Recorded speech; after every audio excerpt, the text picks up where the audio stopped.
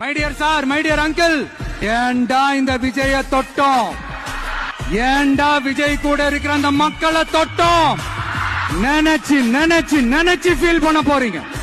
இந்த விஜய் சும்மா எதையும் சொல்ல மாட்டான். ஒன்னு சொன்னா அதை செய்யாம விட மாட்டான்.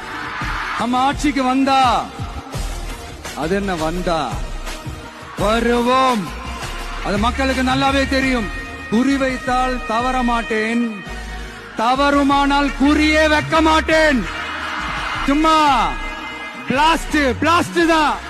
இன்னும் நாங்க விமர்சனம் செய்ய ஸ்டார்ட் பண்ணவே இல்லையே, இன்னும் நாங்க அடிக்க ஸ்டார்ட் பண்ணவே இல்லையே, அதுக்குள்ள அலர்னா எப்படி?